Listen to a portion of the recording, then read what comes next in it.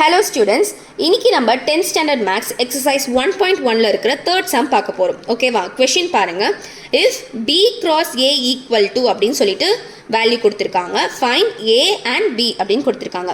இதுக்கு முன்னாடி இருக்கிற சம்லலாம் a ஓட எலிமெண்ட் கொடுத்திருப்பாங்க, b ஓட எலிமெண்ட் கொடுத்துட்டு a cross b இல்ல b cross a வை கண்டுபிடிக்க சொல்லிருப்பாங்க. ஆனா இங்க b cross a க்கு கொடுத்துட்டாங்க வேல்யூ.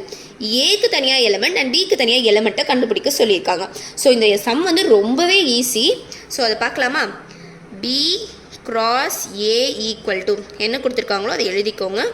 -2,3 -2,4 0,3 0,4 3,3 3,4 ஓகேவா?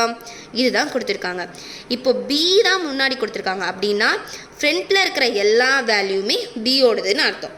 ஏ பின்னாடி இருக்கிறதுனால பின்னாடி இருக்கிற எல்லா வேல்யூமே ஏவோடதுன்னு அர்த்தம். அப்போது பியோட எலமெண்ட்ஸ்லாம் என்னென்ன வருது? -2 இருக்கா, அதனால் -2 எழுதிக்கிறேன். ரொம்ப முக்கியமானது அடுத்தது -2 இருக்குது, அதனால் மறுபடியும் -2 எழுதக்கூடாது. ஒரு நம்பர் ஒரு டைம் தான் வரணும். ஓகேவா? ஸோ -2 எழுதியாச்சு. -2 நான் இப்போ எழுதலை, ஏன்னா ஆல்ரெடி எழுதியிருக்கேன். இப்போது 0 எழுதிக்கிறேன். இந்த 0 எழுதிட்டா அதனால் இப்போ எழுதலை. அடுத்தது 3 எழுதிக்கிறேன். ஓகேவா? இப்போ ஏவோட வேல்யூ எழுதலாமா? ஏ வந்து பின்னாடி இருக்கிறதுனால பின்னாடி இருக்க எலிமெண்ட்ஸை நான் பார்க்குறேன்.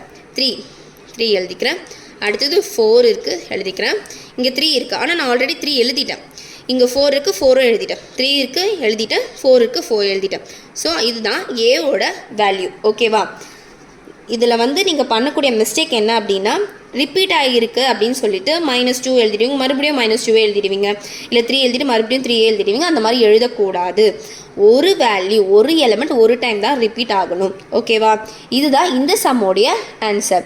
அடுத்த சம்மை நெக்ஸ்ட் வீடியோவில் நம்ம பார்க்கலாம். சேனலை மறக்காமல் சப்ஸ்கிரைப் பண்ணி வச்சுக்கோங்க. ஓகே ஸ்டூடெண்ட்ஸ், பாய்.